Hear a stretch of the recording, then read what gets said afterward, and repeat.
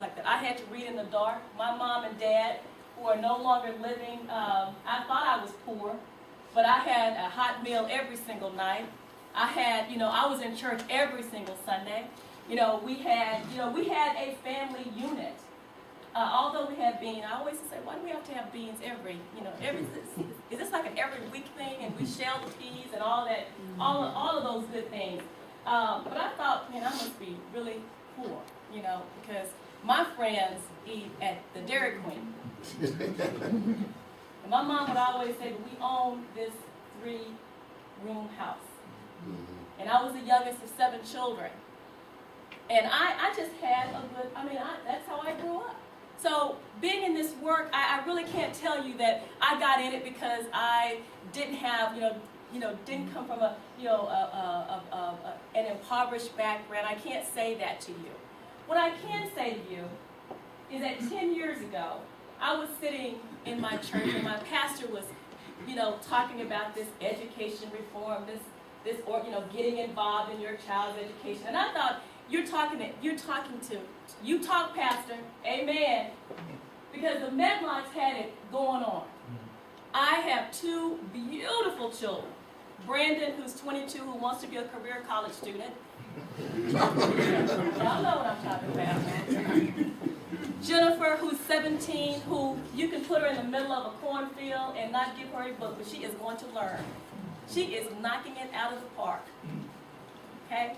Those are my children. Husband, very engaged in, he was a coach at the school. In fact, I'm going to tell you, we got into a good school because we were black. Gated communities. We got in Texas. I lived in Dallas, in Garland, and we got in because they needed black people in this school. So we got in the good school. And so when my pastor would be standing there talking about parents get involved, parents go march at the Capitol, we need more options, our children are learning, he was talking to everybody in that community, but not to me. Because we lived in Garland, we were the Medlocks. 2 children, boy, girl, husband and coach, involved parents. But one day I got a call from Brandon's teacher. And she said, I was very involved as a parent, just like you. The teacher had she could call me anytime, I could call her. We're on first name basis. They needed cookies, I'd go purchase them and bring them take them to the school. No, I did not bake. But I got a call from her and she said, Shree, she says, Brandon's he's having some trouble. We want to get him some help. And I said, well, Mary, whatever you do, because you're the expert. Whatever you need, we'll do. She says, well, I'm going to send some papers home. He was in, 5th grade. She said, I'm going to send some papers home, and don't you worry about it. Sign them. You and Billy sign the papers and have them notarized. Talking real fast. Have them notarized. I said, wait a minute. We both have to sign the papers, and we have to have them notarized? Well, red flag. I'm trying to think. Okay, Pastor Brian said something about this. What is it? I get the papers, and it's like buying a house.